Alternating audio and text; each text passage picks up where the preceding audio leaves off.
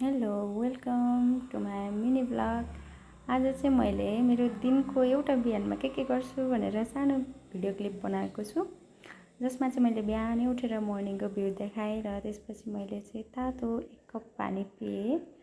अनि मैले चाहिँ फेस वास र ब्रसको लागि चाहिँ बाहिर गएँ। बाहिर बहिनी पनि उठिसकेको थियो। मैले उनीहरूको भिडियो बनाउँदै जिस्काउँदै थिएँ, निन्द्रामै थियो कि उनीहरू चाहिँ। सो म चाहिँ बिहानै कलेज जानुपर्ने हुन्छ, कलेज जान्छु। त्यसैले म खाना बनाएर कलेज जान्छु र खाना बनाउनतर्फ लागेँ। कलेजबाट उताउतै स्कुल जाने भएकाले चाहिँ बिहानै खाना बनाएर जान्छु। अनि खाना चाहिँ विष्णु मिसले मलाई ल्याइदिनुहुन्छ, घरबेटी मिसले।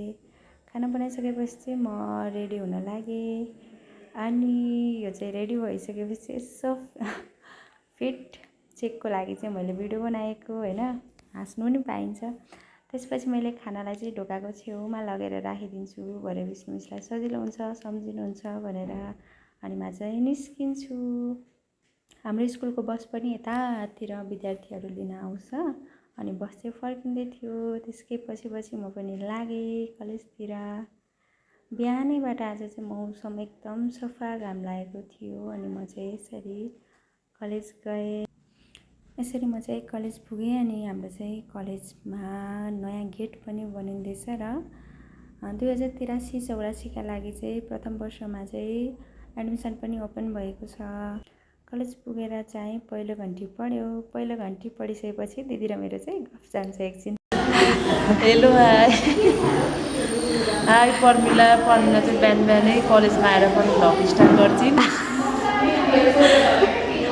विद्यार्थीमा त होइन, मिस हो। मिसको बिहानी चाहिँ कलेज जाने सुरुवात हुन्छ। अनि मलाई हाई भन्नु लाग्छ क्लासमा बसी। त्यसपछि हामी अर्को कक्षातिर लाग्छौँ, अर्को विषय पढ्नको लागि, जसमा चाहिँ हाम्रो यो दोस्रो घन्टी पढाइ भइरहेको थियो। र त्यसपछि म्याम आउनुभयो। म्यामले हामीलाई थर्ड पिरियड पढाउनुहुन्छ, थर्डमा पढाउनु भयो। र फोर्थ पिरियडमा चाहिँ हाम्रो अहिले टिचिङ प्र्याक्टिस भइरहेको छ। त्यसैले साथीहरूले चाहिँ प्रेजेन्टेसन गरिरहनु भएको थियो। म चाहिँ डराउँदै एकदम भिडियोहरू लिइरहेको थिएँ कि सबै।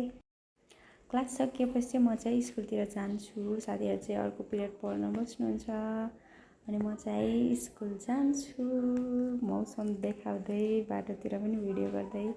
यसरी चाहिँ म स्कुल पुगेँ। अनि फेरि पनि मौसम देखाएँ। Thanks for watching everyone.